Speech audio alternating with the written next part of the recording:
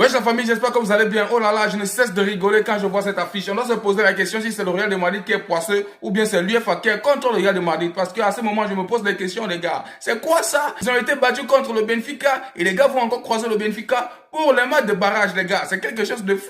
C'est quelque chose de fou. À un certain moment, les gars, ils vont tomber une crise cardiaque à un certain moment. Qu'est-ce qu'ils pourront encore créer contre le Benfica de José Mourinho, les gars? Maintenant, je pense que le Real de Madrid, c'est l'heure maintenant de prouver qu'ils peuvent faire quelque chose de mieux. J'ai très bien précisé que le match aller, c'était hors de Santiago Bernabéu. Maintenant, le match de retour, ça va se jouer au Santiago Bernabéu. Maintenant, ils doivent prendre leur revanche. Au cas concret, c'est mort, les gars. Au cas concret, c'est mort. Là, on doit se poser vraiment les questions à propos du Real de Madrid. Regardez le classement, les gars. Regardez le classement. Là, on tient très bien précisé que s'ils battent le Benfica, ils vont croiser City. Alors là, c'est quelque chose de malade qui se prononce, les gars. Quand on tient très bien à préciser que City devant un Real, ça serait un carton. Mais on se pose des questions à savoir, est-ce qu'ils pourront quitter devant le Benfica? Vu que le Benfica a toujours l'intention de venir faire quelque chose de bien. Le Benfica est là pour faire quelque chose de remarquable. Et José Mourinho, je doute fort qu'il va encore envoyer son gardien pour marquer un but de plus, les gars. Vraiment, je me pose vraiment des questions. Et ça s'arrête pas la famille. Kylian Mbappé n'a pas tardé de sortir de l'eau et dit ce qu'il en pense à propos de l'équipe du Real de Madrid actuellement. Il dit ceci: Kylian Mbappé en aurait marre de l'attitude irresponsable de certains joueurs du Real de Madrid cette saison.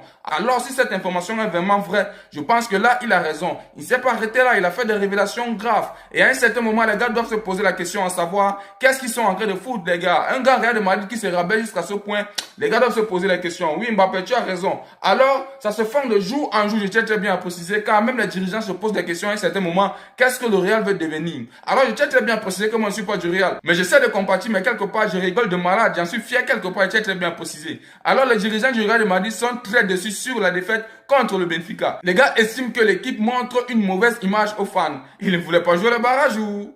Vous ne voulez pas jouer le barrage ou... Mais vous allez jouer le barrage, les gars. Quand vous êtes tellement faible devant une équipe, on doit vous appuyer parce que de jour en jour, vous prouvez que vous êtes faible. Et là, vous devez faire face, les gars. Et ça s'arrête pas là, les gars regrettent énormément. Ils sont en train de voir que le Real de Madrid part en pendule. Alors, les dirigeants ne tentent pas encore de surgir, de dire quelque chose de fou. Le Real de Madrid a reconnu avoir échoué les planifications de l'effectif. C'est quelque chose de malade. Ils n'ont pas réussi à remplacer Toni Kroos et Luka Modric. Le club attendait davantage de la part de Tchouaméni, Kamavinga, Arda Güler, mais ce n'est pas arrivé. Alors là, je dois vous dire quelque chose de clair. Vous n'aurez jamais un Toni Kroos ni un Luka Modric. Parce que là, ça a changé de malade. Ça a changé de malade. Si vous ne prenez pas vos responsabilités, sachant que quand vous partez devant une compétition, vous devez jouer comme il se doit. Vous devez cesser de jouer la suffisance. Le Benfica était venu avec la certitude de gagner et c'est ce qu'ils ont fait, les gars. La différence, elle est là. Tellement vous avez négligé le Benfica, sachant que ce que vous jouez au championnat, c'est ce que vous allez prouver là-bas en Champions League. Mais ça change, les gars. Les joueurs changent et le championnat change, les gars. Le Benfica vient pour prendre un point. Alors,